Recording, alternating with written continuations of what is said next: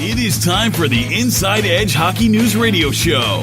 Your home for National Hockey League news, information, and opinions. It is an exciting and often controversial approach to the great game of hockey. Get ready for breakdowns of current hockey topics. It's a no-holds-barred approach to happenings throughout the hockey world. And now, your host from Inside Edge Hockey News, Brad Burud.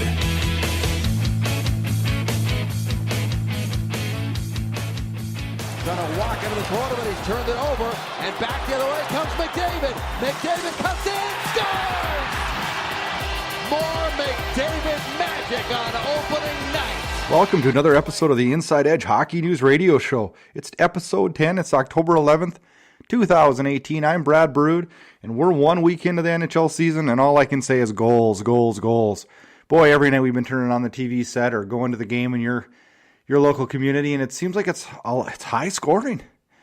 A lot of fans love that. Some don't. I like it personally as long as we're not sacrificing, if it's poor defense and poor goaltending that's causing the goals, that gets a little wild, but especially if you're on the losing end of that and can create a lot of frustrations. But I like the goals. I think it'll calm down. I think things will level out. It's been an interesting first week, It's my favorite time of year because every team is still in it. A couple teams are off to some really, really tough starts, and a couple teams that we probably didn't expect are off to some really hot starts. Anaheim, Carolina. Fun to see those teams get off to good starts, and it'll be interesting to see how in the weeks ahead how that all shakes down. Today on the show, we're going to talk about an NHL survey done by Kevin Allen of USA Today, where he asked five questions of NHL players.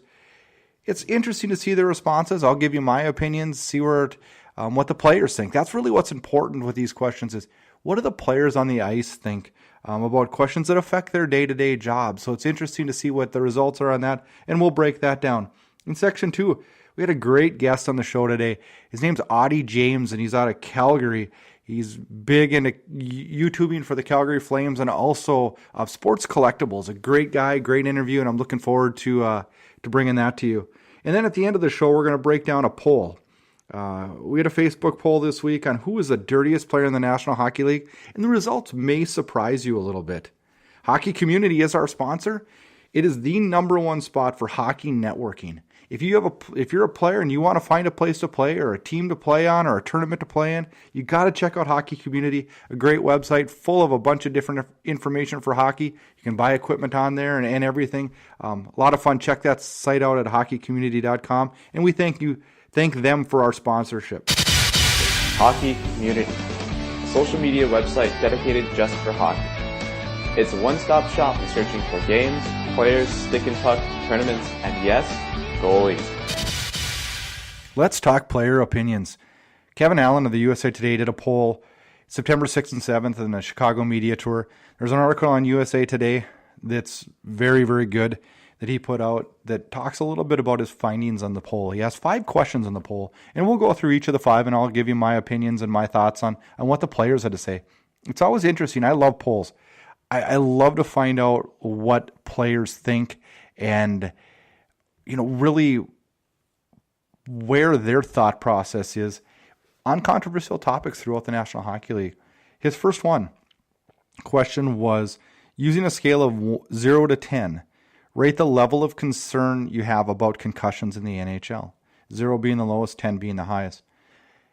There was along the way, there was 1 at 0, there was 1 at 1, there was 3 at 2, 1 at 3, 1 at 4. Then here's where it gets interesting. At 5, 6 of them. At 6, 7 of them.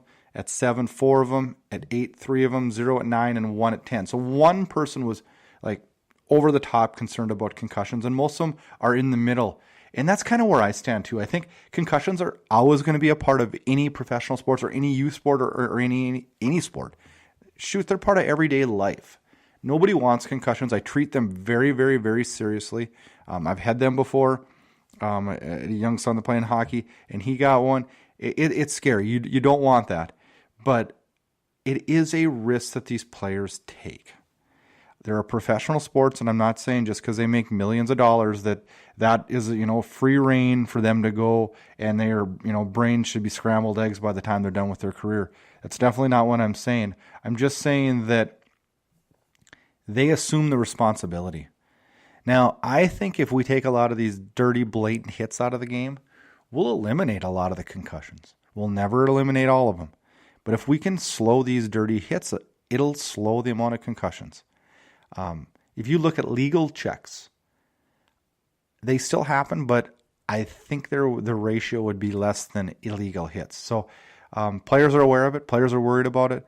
But I think the NHL has really done a pretty darn good job of policing it and, trying to reduce it, doing studies, doing different things to find out more about it. I mean, we're learning more and more every year, and I think we'll continue to do that. And I think it'll change the game more and more. I just hope that it doesn't change it to the point where we're taking hitting out of hockey. It's part of the game. I think it needs to be done legally, and I also think it needs to be taught at a younger age versus starting them when they're 14, 15 years old checking. I think that's too late. I think we need to teach them at 8, 9, 10 when they're all about the same size and they're learning how to hit. I think that's how we reduce concussions, is awareness and teaching. Question 2 on the survey was, which team do you view as a sleeper, one better than people realize? Like, who is your real sleeper pick? And he asked the 29 players this year, and a couple of the answers were a little bit funny. One player said the Jets. By no means do I think the Jets are a sleeper to anybody if they do well this year. I don't know who said that or where they came up with that one, but that's not what I read the question as. Blackhawks had one. I think the Blackhawks may have a little bit more, a little bounce back of a year. One player had the Ducks, one player had the Senators, and one player had the Rangers.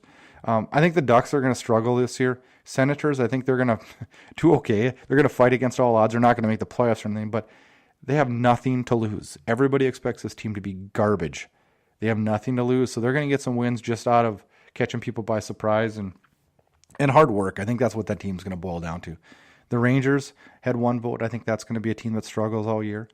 The Avalanche had 2 votes. I really think that they're going to be a team that could, fight for a playoff spot, which is going to be tough in that Pacific Division, in the Central Division and the Western Conference. Is going to be really tough to get a spot, but I think that team's going to do okay. I think goaltending is the key there. As long as Grubauer and Varlamov can take them, that's where they'll go.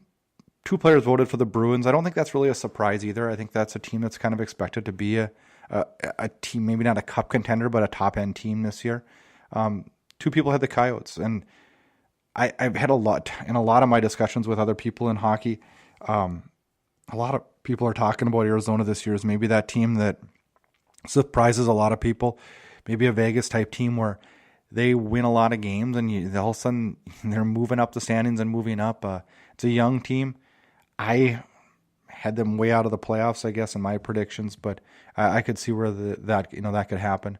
4 players to the Dallas Stars. Well, on paper, this team is amazing. They're very good.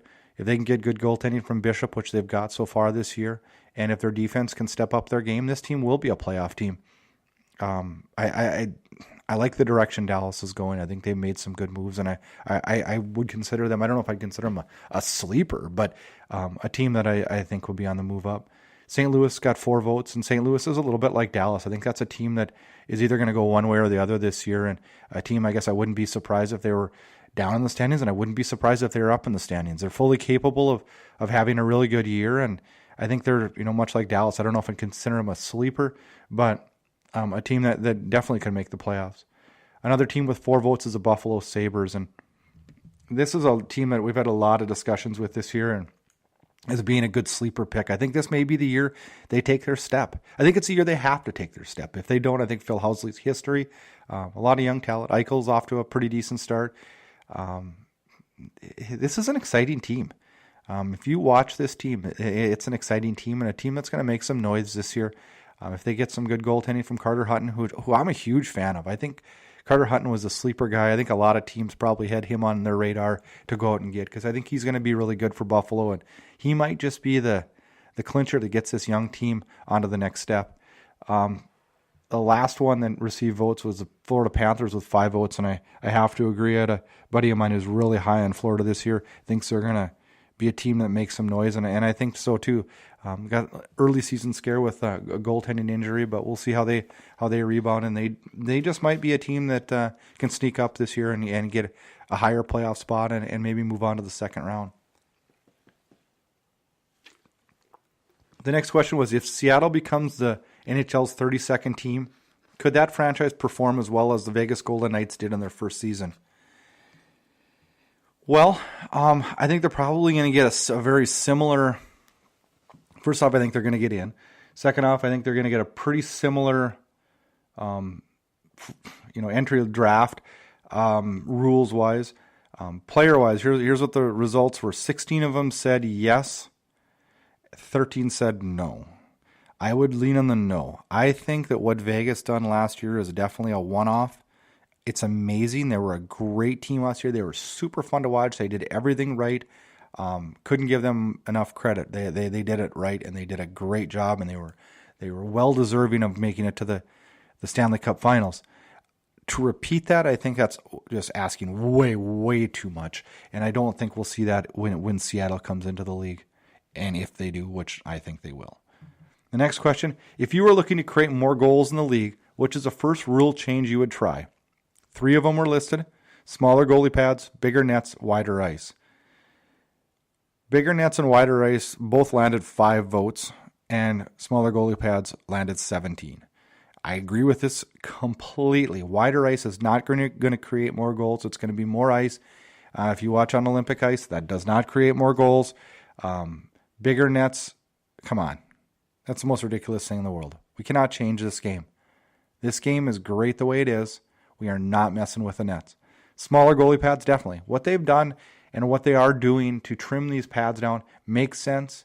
As long as we don't sacrifice protection, I think that's definitely the way to go, and I think that will create more offense. I also think that just good young talent and speed in the league is going to also create more goals. And the final question: will there be a lockout in 2021? And I pray there isn't, because that's a long year. 3 choices: undecided, yes, and no were the things. 3 of the players voted undecided.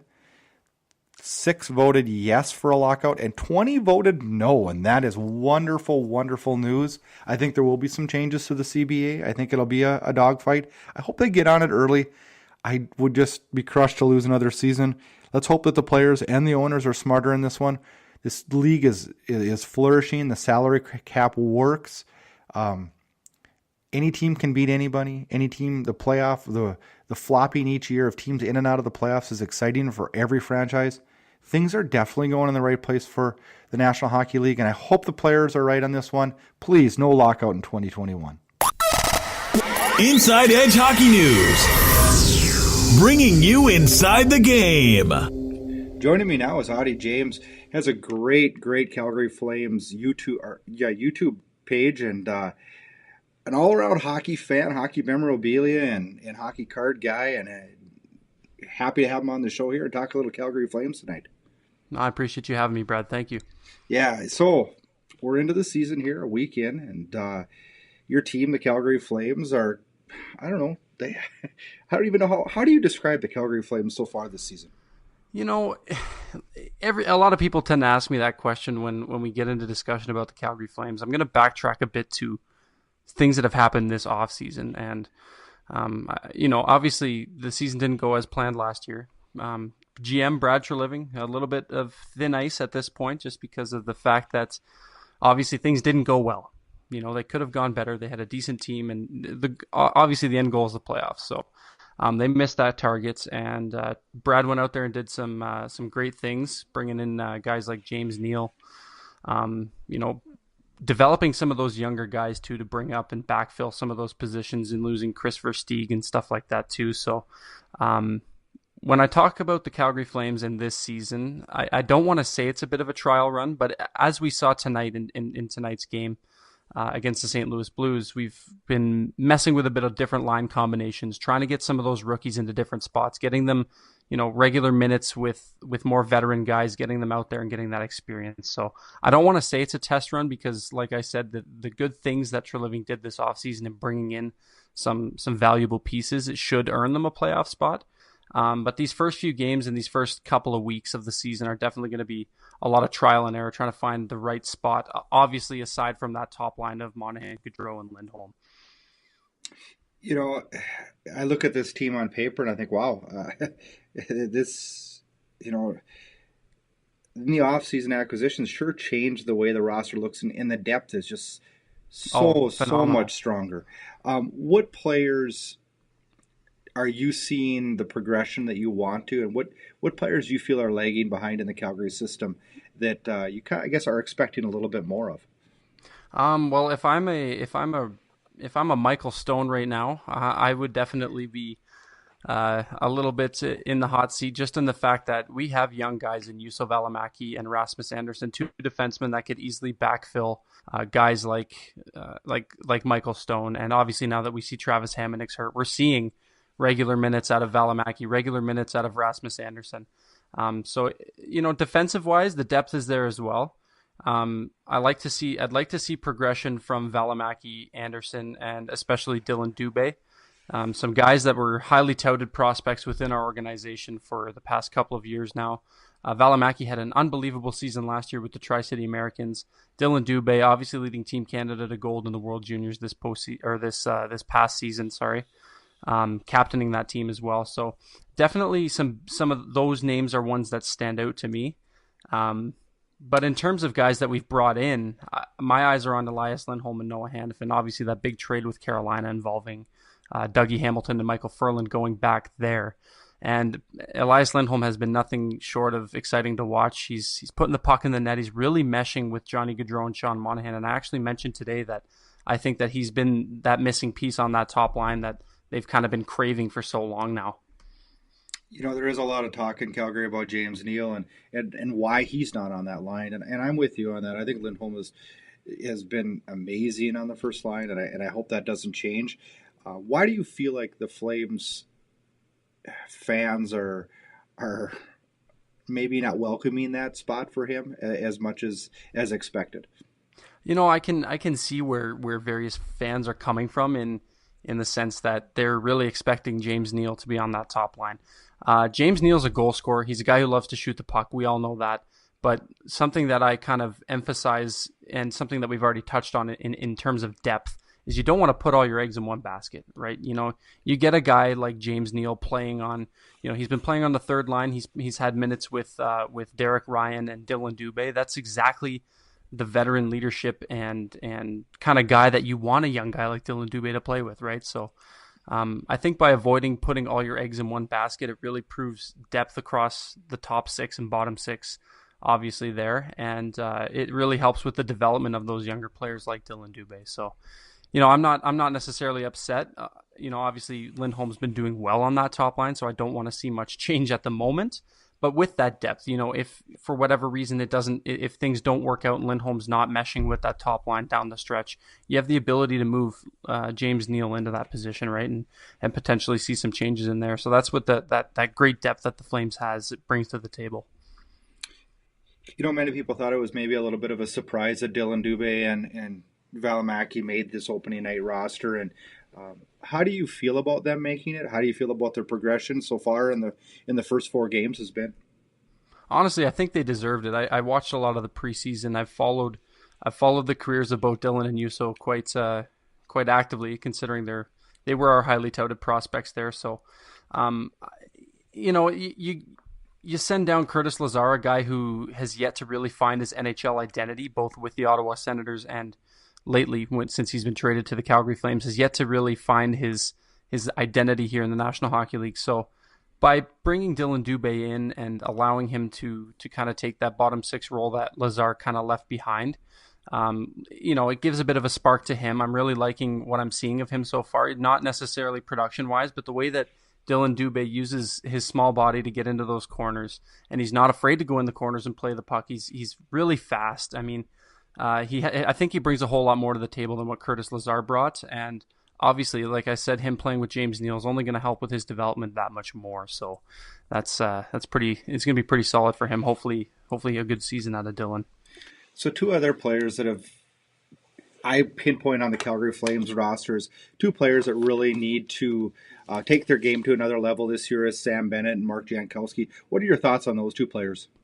Sam Bennett's always been one of those guys that have been a hot topic in terms of lack of production and struggling to find his role and his identity within this Calgary Flames team. He was a first-round draft pick There was a lot of high hopes from him. He had a great junior career in Kingston, and definitely at this point a bottom six guy. He's this year trying to, from what I've seen at practices and from what I've heard from the media, is that he's trying to kind of play a bit more of a gritty kind of puck moving guy and not focus so much on scoring. Maybe pair him up on lines with guys like James Neal, again, with that, like we spoke about, that depth. Maybe play him some minutes with James Neal, give him the puck. James Neal's going to score, but you're right. He hasn't been performing, and there was a lot of humming and hawing here in Calgary when they made the decision to bring him up for that one game before the playoffs when he actually made his National Hockey League debut, and that the key question around it was he ready? Because he was eligible to keep playing for Kingston.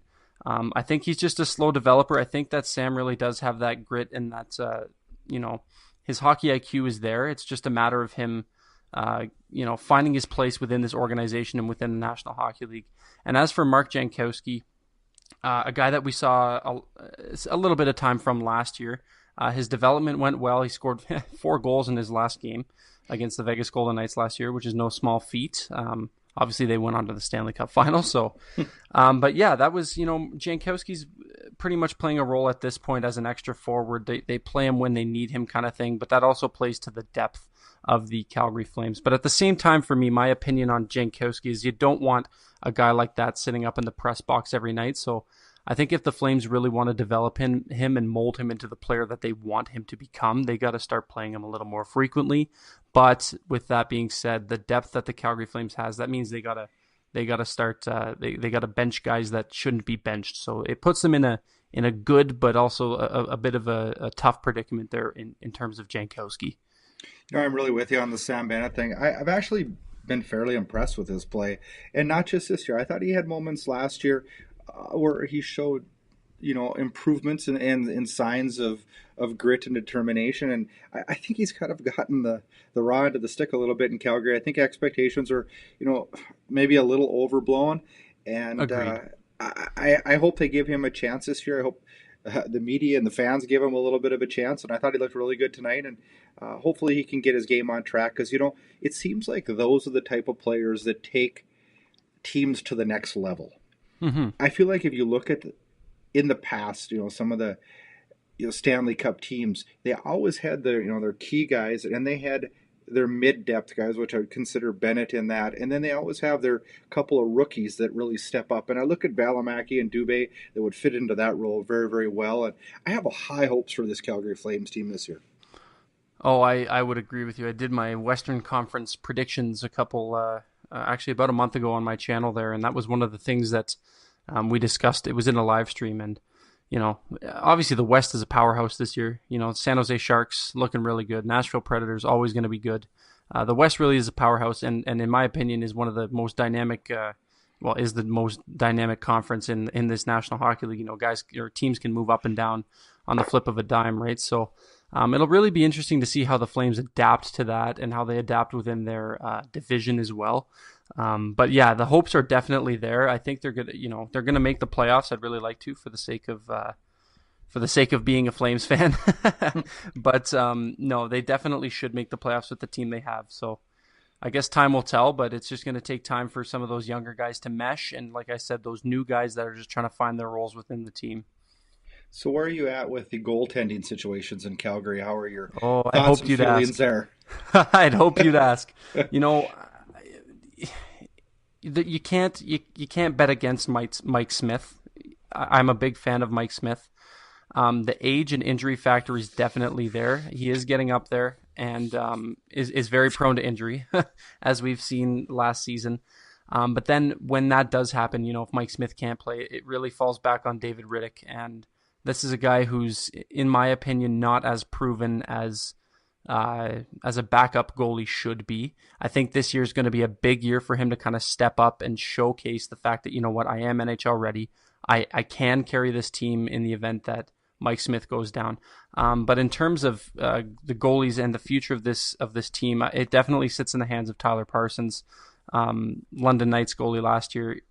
He's going to be the future of this team in the crease there. So get some more years, a couple years, I'd say, development of Tyler Parsons before he's ready for the NHL. He looked okay in the preseason, a little shaky, but I think that might have to do with his size. He's not the biggest goalie out there, but you know what? Size doesn't really matter as long as you can stop the puck. But yeah, he's definitely the future of this team in terms of the crease. And my concerns pretty much lie in David Riddick and the consistency of Mike Smith, because, you know, the other night he put up 43 saves against Nashville, which is no small feat whatsoever. Nashville's a great team. They can score. They like to score. And 43 saves is quite impressive as well. That's the Mike Smith I want to see going forward. Am I confident that it's going to be the Mike Smith we see night in and night out? No. But you got to remain hopeful nonetheless.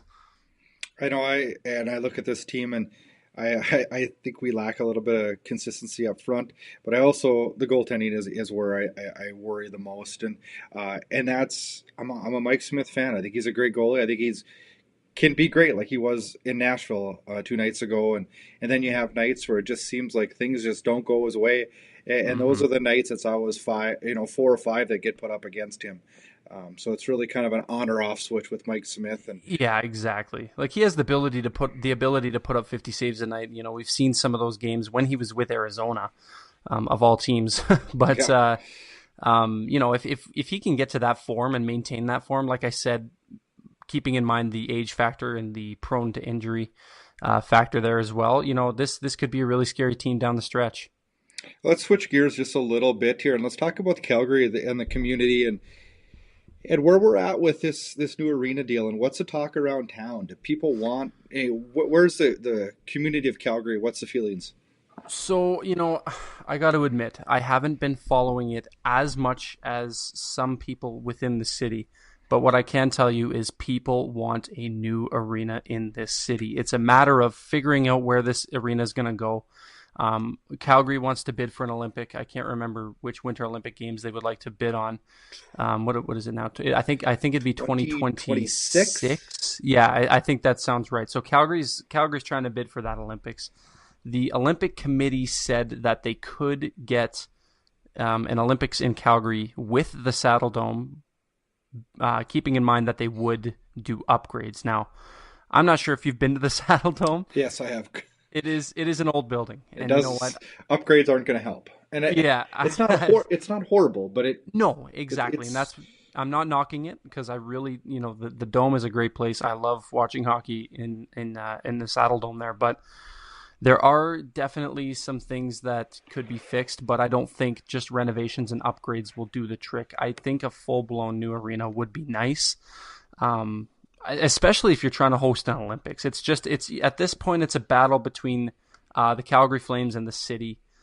Who's going to fund it? Where is it going to go? All that, you know, political stuff that I try to keep out of as much as I can. But, you know, it's time will tell. They had this big project that they proposed to the city called Calgary Next, and it was going to encompass a new home for the Flames, a new home for the Canadian Football League Stampeders. They would be playing out of there as well. Just a big sports complex and a big sports community there. And it looked great. I don't know how far that went with the city. I believe it was declined, and funding, I'm not sure. It had to do with funding at some point. But this new Olympic bid could really, I don't know, it could really make or break whether or not Calgary is ready for a new arena. And at this point, if the IOC is saying that they can host an Olympics and have the Saddle Dome as the primary center for hockey, then it's not looking too good. But we'll see. Time will tell, and I'm hopeful that they can make something happen here. Well, my gut tells me that the NHL wants to stay in Calgary. Oh yeah, and I'd have a hard time believing that the city of Calgary can't set things aside and figure this one out and get a new arena into this community. I would hope so. I mean, relocation would would devastate me. Let's roll into a couple just National Hockey League questions and topics. Sure. And you know, with Toronto and you being based in the Calgary area, are you as sick of the rest of the hockey community as we are of hearing how great the Leafs are and how they're going to win the Stanley Cup this year? You know what? I got a lot of Leafs friends, so I got to watch what I say here. And you know what? I was actually born and raised in the Toronto area, so I even more have to mind my words here. But you know what? I was sick of it before. I'll be brutally honest with you. Every year it seems like the Leafs are winning the cup. This year, they went out and got John Tavares. William Nylander's still unsigned, whatnot. But about the whole talking about the Leafs, it's coming more to fruition now that they're actually icing a good team, and the pieces are in place that they could be cup contenders at some point. Is it this year? I don't think so, but I don't think it's long before Toronto's going to be a legitimate contender, and they're going to be dangerous. But yeah, to answer your question directly, I am sick of it. What NHL team has surprised you the most early on this year? You know what? Honestly, it's got to be Vancouver. A lot of people, and you know what? Even I'm gonna pick two teams here: Vancouver and Ottawa, both. And these were two teams that I thought were definitely going to get off to a really bad start. Everybody had that labeled on them to start the year. Obviously with the whole shenanigans that went down in Ottawa, and it's quite the mess over there in the nation's capital here in Canada. But they haven't been as bad as I was expecting them to be. They're winning hockey games. They're not looking absolutely terrible out there. And the same goes for Vancouver. I believe the Canucks after tonight are 2-2, which isn't bad. I mean, 4 points to start the year in your first 4 games isn't bad. A 500 hockey team.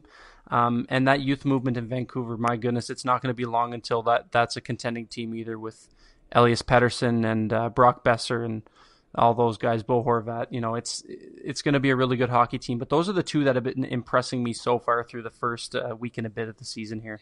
Yeah, I would agree on that. In Vancouver, boy, it's scary how that young talent is taking off quickly, and I don't see that team making the playoffs this year or anything like that. But boy, as the progression just kind of move forward at least a year absolutely quicker than what we thought it was going to. Absolutely. The players are developing, and obviously we saw a good taste of Brock Besser last year. And Elias Pettersson, man, like that guy, guy's lights out. Especially here in Calgary, we're cursing his name after those first couple games that we played against the Canucks. But he's got points in all 4 games so far, so that's a heck of a way to start your career. But no kidding. Tell us a little bit about your YouTube page and what you all do on that. Yeah, sure. So I started out on YouTube in it would have been probably September of 2000. Oh God. I can't remember now. It's been just over a year and a bit now since I've started consistently uploading content, and it was thanks to my buddy Andrew Pillock. He has a hockey YouTube channel as well. He's a Leaf fan, so I got to watch what I say. But Andrew Pillock Hockey on YouTube. He's one of my best buddies. We grew up together. I've known the guy for pretty well my entire life here, and he's in school for radio broadcast. So he started this YouTube channel, and every now and then I'd hop in on a live stream and we'd chat. And people were like, hey, you know what, Auddie, you should make a YouTube channel. So I'm like, you know what the heck, why not? And I did, and realized how great the hockey YouTube community is. And, we're just one big family here. Everybody, showing passion for the same game. And yeah, I've been making YouTube videos ever since. I do a lot of memorabilia videos. Just recently started doing a lot of coverage on the Calgary Flames. I figured that, hey, I live in Calgary. Hey, I like the Flames. Don't get as much coverage as, say, the Leafs or other teams such as that. So I'm like, you know what, I'll put myself out there and try to be that guy to help cover the Flames and deliver some content and essentially interact with all the subscribers too. That's why I like doing it. I do it all for them. They're great. So yeah, it's a fun ride. I really enjoy it. I've checked out a lot of your stuff, and it's very entertaining and very interesting, and you offer great insight. And Calgary is a market that's big. It's in Canada, so it's getting a lot more coverage. But you're right; it didn't really have that inside, responses to each games and stuff like that. And I really enjoy watching your videos. And tell us a little bit more about what you do with collectibles and things like that. Yeah, so I started out collecting hockey cards. I think every kid did at some point. Every kid has collected hockey cards, right? I really started collecting. They used to have like a McDonald's thing here in Canada. I'm not sure if it's something that has gone into the United States as well, but it would have been 2002, 2003, or somewhere around there when they would give out hockey card packs and stuff. So we would go get hockey cards and open them up, and here's a Ginla or here's Le Cavalier, guys like that, right? Those were the big names to get. And then that's how I really started collecting. And then it wasn't until about 2013 when I really got back into collecting hockey cards. Once I realized that, there's some pretty nice hockey cards out there with, jersey relics, stick relics, patch autographs, stuff like that. And so I got really hardcore back into it in 2013-ish.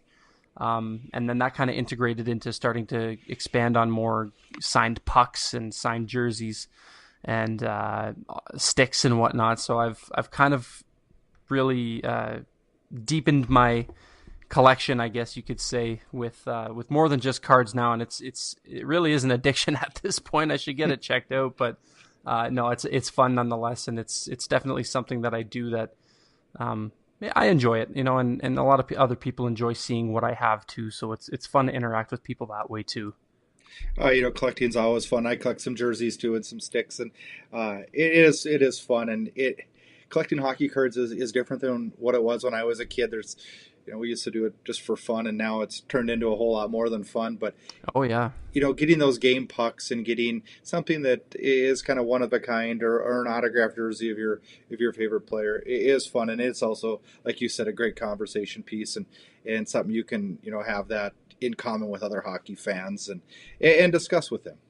No, absolutely. It's definitely, actually I stopped by the local card shop today, picked up a box, and we got our Traders Night coming up tomorrow, so I'm going to be going down there to the card shop and meeting up with the guys for some pizza and trading and whatnot. So it's always fun to meet up with those guys and talk about, not just the collecting part, but, they're actually big hockey fans too. So it's fun to interact with those guys and get their takes on stuff as well. So I'm looking forward to that. Yeah, that's what it's all about. It's all about talking hockey, and we really thank you for joining us on the show here today. Make sure all the listeners go follow him on YouTube, subscribe to his page. It's well worth it. It's great entertainment, and he posts very frequently, and we really appreciate you having you on the show, Auddie. I appreciate you reaching out, Brad. Thanks again for having me on. Yeah, thank you. InsideEdgeHockeyNews.com. NHL news for NHL fans. It's time for our question and poll of the week, and this week we ran a Facebook poll, and first off, a thanks to a lot of these Facebook groups that are out there for the National Hockey League. There's a lot of really, really good ones, and I recommend if you're on Facebook, join these groups. Every day there's interesting hockey knowledge, facts, polls, funny things, inside things in the National Hockey League. It's a lot of fun. Join those groups, and I ran a poll this week on 3 of those groups, and it was interesting. The question was, who is the dirtiest player in the NHL? A ton of responses, which was great. I had way more input and responses than I ever anticipated with this question, and it sparked and stirred up a lot of conversation and criticism and confrontation a little bit too. But the question was, who is the dirtiest player in the NHL right now? I listed 5 players. I listed Radko Gudas, Tom Wilson, Brad Marchand, Corey Perry, and then a spot for other, because there's always some other ones that people that walk the line a little bit. Your Ryan Kessler, your Matthew Tkachuk, not guys that are over the top per se, but it will still fit into that category as a dirtiest player.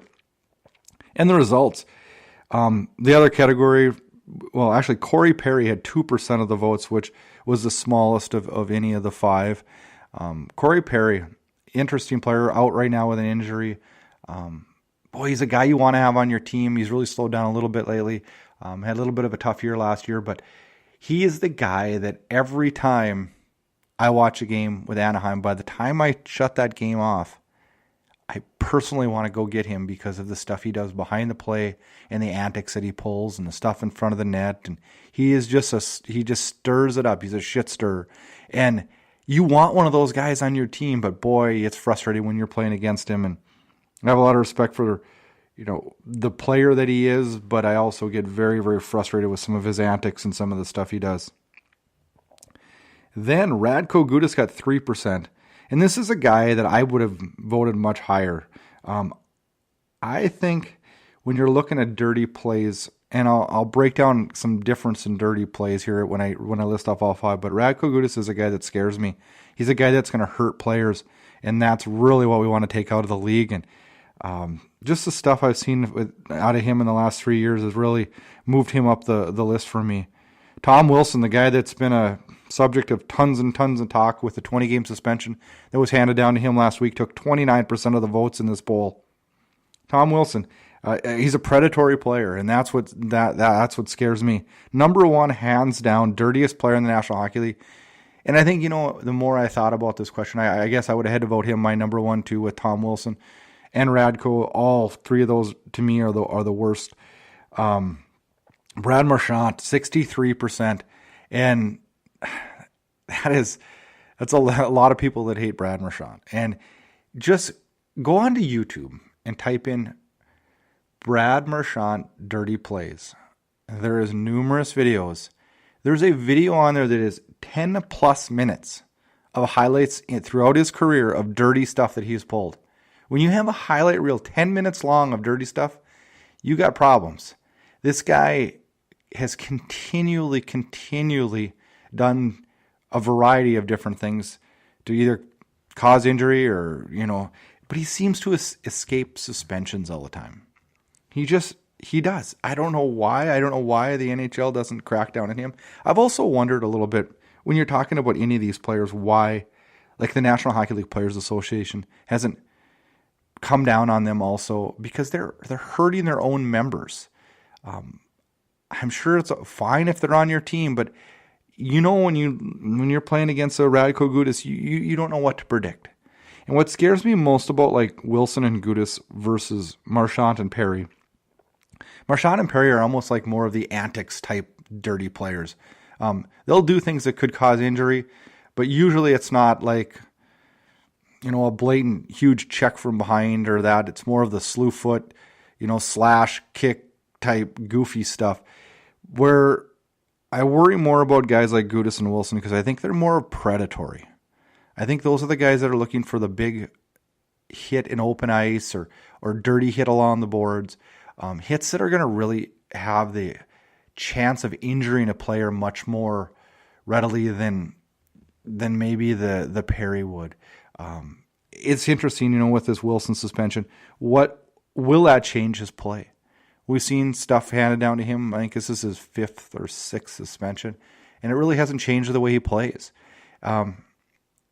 Same with Brad Marchand. No matter what happens, I just don't feel like anything's going to sink into these guys. And we're always going to have dirty players in the league.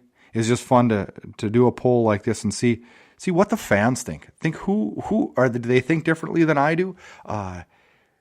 Interesting to see that Marchand wins. I think he'd be my vote too. He's just a guy, every time you watch a Bruins play, you just get aggravated with him. But dirty players will always be part of the game. Inside Edge Hockey News on social media: Facebook, Twitter, Instagram, and Google+. Get connected. Zaitsev's wrist shot deflected right on, they score! Willie Nylander ties the game seconds after the DeBrusque goal! Thanks for listening to this episode of the Inside Edge Hockey News Radio Show. A big thanks goes out to our sponsors, Hockey Community. Check out InsideEdgeHockeyNews.com for all your hockey news, and follow us on all forms of social media. Tweet us your questions and comments at Inside Edge Hockey, and most importantly, download the Inside Edge Hockey News Radio Show on your favorite podcatcher. We are on Spreaker, SoundCloud, iTunes, iHeart, YouTube, and Spotify. Thank you for listening, and enjoy this week's hockey action. Boy, are these guys fun to watch. Hello, he was flat. Wow. That's a statement. Another heartbreak in Boston for the Toronto Maple Leafs. Tired of calling or texting around looking for players for your hockey games? Upset that no one seems to respond to your email or even Facebook invites? Yeah, pretty frustrating, right? Lucky for you, there's Hockey Community, a social media website dedicated just for hockey.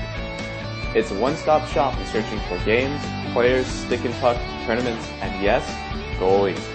But there's more. As soon as you sign up, you will see every game and player updates within 50 kilometers of your location. Thanks to our innovative technology, rinks and leagues can connect their schedules to our site, and we'll show you what's happening around. Whether you want ice, roller, street hockey, or even floorball, you can connect with the sport anywhere you go and right from your pocket. Check out hockey-community.com now to see more.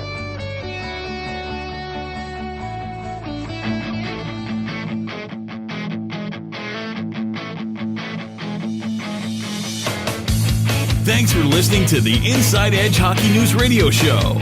We hope you'll pass along our website address, InsideEdgeHockeyNews.com, to your friends and colleagues. Check out the radio show archive on our website for previous radio shows. The website also features numerous articles, videos, and blog posts. This has been an Inside Edge Hockey News production. Join us next time for another entertaining edition of the Inside Edge Hockey News Radio Show.